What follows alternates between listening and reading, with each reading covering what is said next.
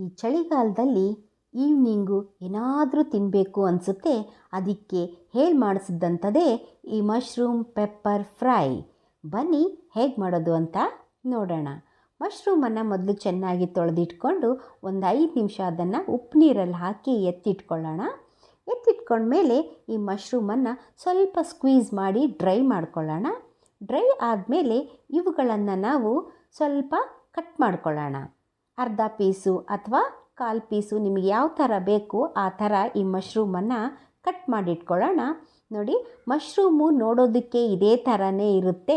ನಾನು ತೊಗೊಂಡು ಒಂದು 2 ದಿವಸ ಆಗಿತ್ತು. ಅದಕ್ಕೆ ಸ್ವಲ್ಪ ಈ ಥರ ಕಪ್ಪಾಗಿರುತ್ತೆ. ಇದೇನು ಕೆಟ್ಟಿರಲ್ಲ, ಚೆನ್ನಾಗಿಯೇ ಇರುತ್ತೆ.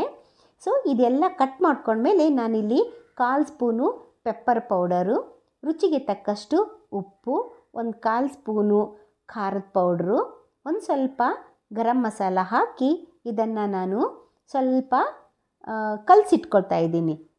ಇದರ ನಂತರ ನಾವೇನು ಮಾಡೋಣ, ನಾನಿಲ್ಲಿ ಒಂದು ಸ್ವಲ್ಪ ನಿಂಬೆಹಣ್ಣು ಕೂಡ ಹಾಕ್ಕೊತಾ ಇದ್ದೀನಿ. ಇದನ್ನು ಮೊದಲು ಚೆನ್ನಾಗಿ ಕಲಸಿ ಎತ್ತಿಟ್ಕೊಳ್ಳೋಣ. ಇದರ ನಂತರ ನಾವಿಲ್ಲಿ ಒಂದು ಅರ್ಧ ಕ್ಯಾಪ್ಸಿಕಮ್ಮು, 1 ಈರುಳ್ಳಿ ತೊಗೊಂಡಿದ್ದೀನಿ. ಅದನ್ನು ಸ್ಕ್ವೇರ್ ಶೇಪಲ್ಲಿ ಕಟ್ ಮಾಡಿ ಎತ್ತಿಟ್ಕೊಂಡಿದ್ದೀನಿ.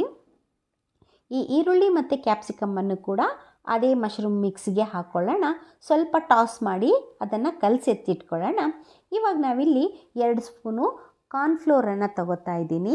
2 ಸ್ಪೂನ್ ಕಾರ್ನ್ಫ್ಲೋರ್ ಹಾಕಿ ಅದನ್ನು ಚೆನ್ನಾಗಿ ಬೈಂಡ್ ಮಾಡೋಣ. ಬೈಂಡ್ ಮಾಡಿ ಒಂದು 10 ನಿಮಿಷ ಎತ್ತಿಡೋಣ. 10 ನಿಮಿಷ ಎತ್ತಿಟ್ಟ ಮೇಲೆ ನಾವಿದನ್ನು ನೋಡಿ ಈ ಥರ ಟಾಸ್ ಮಾಡಿದ್ರೆ ಅದು ತುಂಬ ಚೆನ್ನಾಗಿ ಎಲ್ಲ ಜೊತೆಗೆ ಮಿಕ್ಸು ಬೈಂಡ್ ಆಗುತ್ತೆ. ಅದರ ನಂತರ ನಾವಿಲ್ಲಿ ಎಣ್ಣೆಯನ್ನು ಜಾಸ್ತಿ ತೊಗೊಳ್ಳೋದು ಬೇಡ. ನಾನಿಲ್ಲಿ 4 ಸ್ಪೂನ್ ತೊಗೊಂಡಿದ್ದೀನಿ. ಅದಕ್ಕೆ ಸ್ವಲ್ಪ ಕರಿಬೇವು ಹಾಕಿ ಇಲ್ಲಿ ನಾನು ತುಂಬ ತೆಳುವಾಗಿ ಹೆಚ್ಚಿಟ್ಕೊಂಡಿರುವಂಥ ಚಿಲ್ಲಿ ತೊಗೊಂಡಿದ್ದೀನಿ. ಈ ಮೆಣಸಿನ್ಕಾಯಿ ಟೇಸ್ಟು ತುಂಬ ಚೆನ್ನಾಗಿ ಬರುತ್ತೆ. ಹಾಕಿ ನಿಮಗೆ ಅದು ಖಾರ ಅನಿಸಿದ್ರೆ ಸ್ವಲ್ಪ ಅದ್ರ ಒಳಗಡೆ ಬೀಜ ತೆಗೆದುಬಿಡಿ. ಇವಾಗ ನಾನು ಒಂದು 1/4 ಸ್ಪೂನು ಪೆಪ್ಪರ್ ಪೌಡ್ರನ್ನು ಹಾಕೋತಾ ಇದ್ದೀನಿ. ಇದನ್ನು ಸ್ವಲ್ಪ ಕಲಿಸ್ಕೊಳ್ಳೋಣ.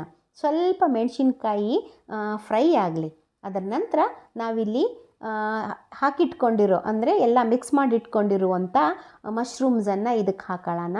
ಹಾಕಿ ನಾವೇನು ಮಾಡೋಣ, ಒಂದು 5 ನಿಮಿಷ ಅದನ್ನು ಫಸ್ಟು ಕೈಯಿಂದ ಚೆನ್ನಾಗಿ ಬಾಡಿಸ್ಕೊಳ್ಳೋಣ. ಅದು ಸ್ವಲ್ಪ ಚೆನ್ನಾಗಿ ಬೇಯ್ದ ನಂತರ ನಾವೇನು ಮಾಡೋಣ, ಅದನ್ನು ಒಂದು 10 ನಿಮಿಷ ಮುಚ್ಚಿಡೋಣ.